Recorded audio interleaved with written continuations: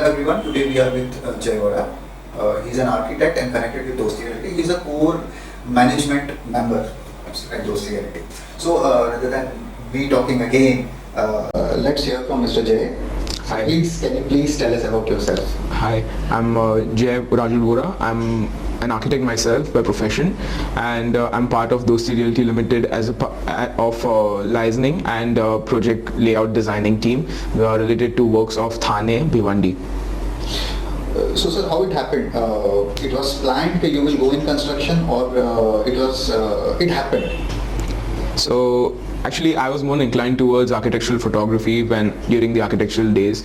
But since graduating, I think I graduated on like 1st of August, and 3rd of August I was at site without any delay. So I was at work within a day or two. Okay. So I thought I would pursue architectural photography on the side during the weekends or so, but I've not touched it since then. Actually, yeah. So now, recently I got connected with MCHI as well as a president of Youth Wing. Can you slightly give us an introduction on what are the plans and how do you think, how it happened? So actually, I've been pretty active as a part of the licensing committee in my own company, and hence I have a very good connect with the fellow set of developers who I meet on regular basis in regarding all the difficulties that we face in doing ease of doing business or any other hurdles that are there while doing or carrying out our work. Hence, having a good sense of knowledge when it comes to regulations, when it comes to the minute details that are hampering our process for timely approvals. I became more active with the MCHI in the past couple of years since the pandemic. Okay. And since the birth of new UDCPR, which came out in December 2020, it gave me a new reason to study something that is fresh, something from ground zero, which everyone, me and everyone can have a common page about, because the earlier DCR was back from 1994. Okay. And people have a vast experience of more than 20-30 years about that DCR. And me being a newbie, no one would hear me out on that. So UDCPR gave me a new outlook. Okay. So how you are going to use this knowledge in Youth Wing and how you are planning to take it ahead? So absolutely, it's baby steps in the end. It cannot happen immediately with a lot of changes in the end. It's like compound interest, if you see like that. Compound interest is something like I would make the changes step by step, like you won't see it in a short period of time, but I think post 1 or 2 years down the line, when I'm no more the president, those changes would be into effect, and someone who my successor would have a better platform to take it ahead. So let's tell us about a brief information about Dosti Realty. No doubt it is a very it itself has now become a big name now. But still, what are the values and how it started and people behind? Slightly brief introduction. So it was started by my uncle's father, who in the end my uncle as well, my elderly uncle, Mr. Kishan Goradia. Sadly, he passed away during COVID this year. Okay. It started out as a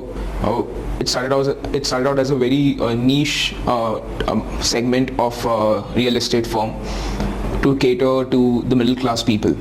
And that concept has still been carried out till today, and right now we have expanded into mass housing for the middle class people, where they want a home at an affordable price, because roti, kapra and makan is like the basic need that is there since ages. Makan is not affordable for everyone. So I realized those fancy designs that we used to do, the amount of cost implication it would have on the people would not be affordable anymore. Hence, value engineering is helping a lot, and it's giving a better outlook towards affordable housing. Okay. So affordable housing has been the main criteria of Dosti Realty. What is the inspiration? You take your inspiration from your teachers, sometimes your seniors. So what has been your inspirations? I have two people to inspire from. Two set of people to inspire from. One is my family, and my family includes the senior members of my company as well. they are a part of my family, and I have taken a lot of inspiration from them, and also from the fellow developers and from the infra community as well, because how they have started and how they have reached over here is just tremendous. Like the way they have handled things, the way what they have faced in their lives, and where they are right now, it's a lot to learn from. What do you think, what will happen with Thane coming years? What is the future of Thane? The future of Thane, as we discussed earlier as well, it's evolving. It will evolve into one of the second metropolitan city of Maharashtra, second post in the MMR region post Mumbai. So Thane is there. Thane has a scope of 10x improvement right now, a 10x growth as well, and it's just ready to unfold. Basically, if the government process, if the timely approvals and everything is smooth, and also you see the ongoing crisis that is there when it comes to the steel, these raw materials and everything, it stabilizes a bit. It just needs to grow. This area just needs to grow. If you see, like more than the other MMR regions as well, and compared to Mumbai also, Thane has the least stuck projects. There are very few projects in Thane that are stuck at a very basic construction stage, and Thane delivers a lot more projects when it is in comparison to Mumbai, Bhiwandi, Navi Mumbai, anywhere. So if you want to give an answer on this question, like for investment, how good is investment in Thane? So Thane already offers a lot of cultural richness. Thane offers a lot of mixed-use development. Thane offers connectivity. It offers affordable prices, bigger homes at affordable prices. It will give a better outlook in terms of how the development will be for the mixed use development that we were talking about, Right. because it gives you a hand-in-hand perspective about the public amenities with the private growth as well. True. So for example, the parks that are there, the public parks that are there, then the science center that is coming up, the amount of ESR, the elevated reservoirs this city holds is tremendous, and it cannot be compared to any other place. Now, post-COVID, there has been a question mark with many industries. Will they grow? What will happen? People will work from home. The commercial property will go down. Many questions are just floating in the industry. Now, one thing which comes in mind is, and one more thing is, for last 4-5 years, there has not been any growth in the rates of real estate. So now, when somebody need to invest, what are his thoughts and what is your call on that? What is the future of real estate investment perspective? Absolutely, it's not like stock market or mutual funds where when you spread a news, the market depends upon the news. True. This market depends upon the raw materials. This market depends upon the demand. This market depends upon the ease of doing business. This market doesn't depend upon news. It's not a Twitter market where I'll put something up on Twitter, Right. where few fellow people who are the biggest billionaires of the world who tweet something, and the market changes immediately. This market depends upon the actual work done on site. It's not an investment where you just put the money in and it will grow automatically. You have to work towards that growth. Real estate industry is not dying out anytime, anywhere, which if people are saying that real estate is on a downward spiral, the rates have not increased. The rates have not increased since past 4-5 years is for a reason, because the rates have been inflated in the past. And right now the rates are stabilizing. The demand of housing has increased, and people don't want matchbox houses.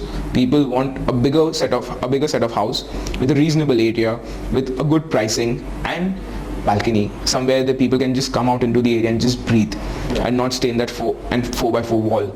And the coming of the new UDCPR in December 2020 has actually given Thane and MMR regions and all the other areas that fall into the UDCPR a head start or a kick start to capture this market.